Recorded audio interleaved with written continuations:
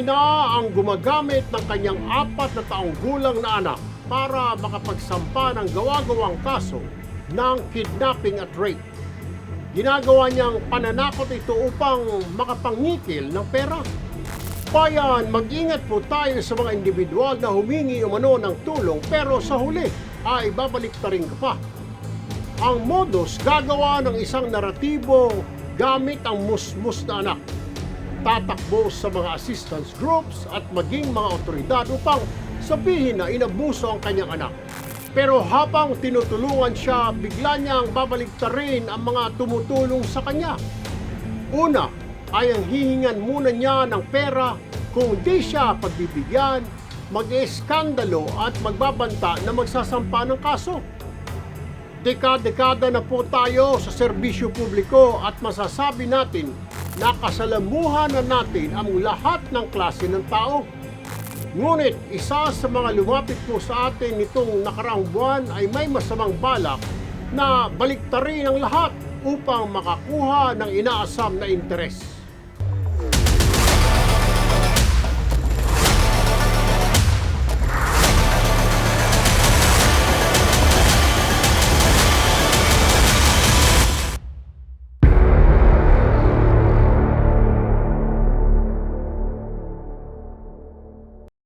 Dumulog po sa ating tanggapan ang isang nagpakilalang Stacy.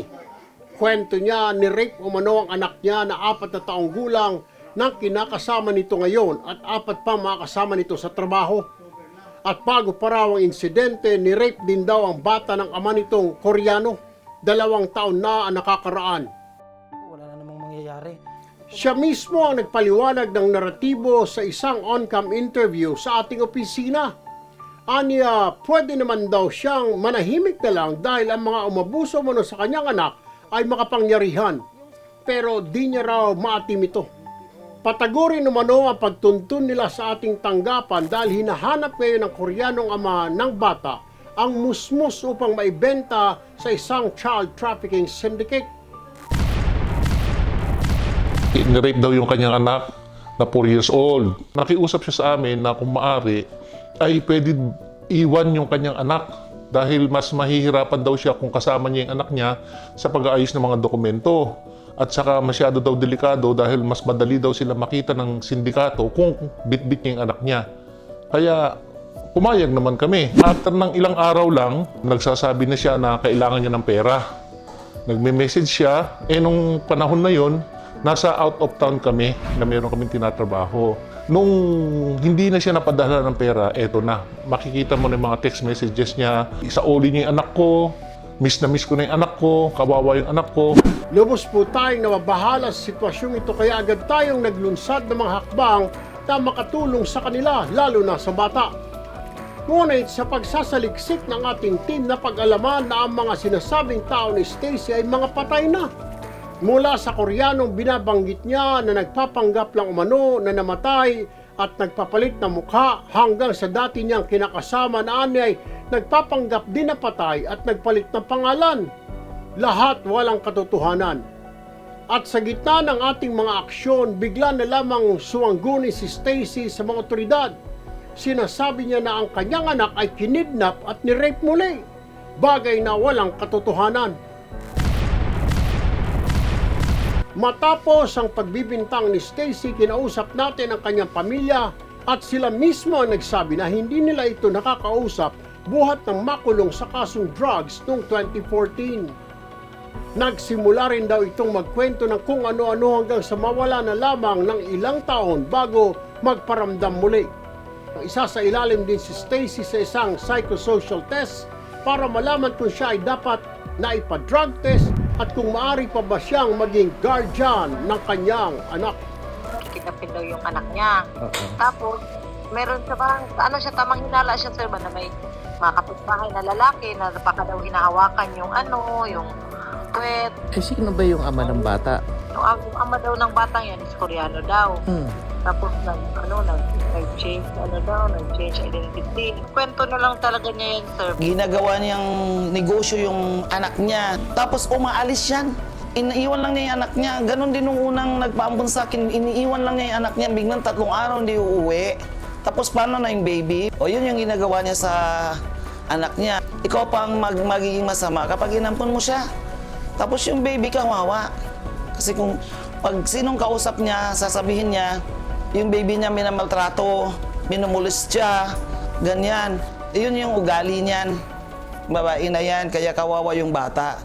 Sa poder niya, gagawin niyang negosyo. Bukas po ang ating tanggapan at action center sa Senado at sa Quezon City upang tumulong sa mga nangangailangan.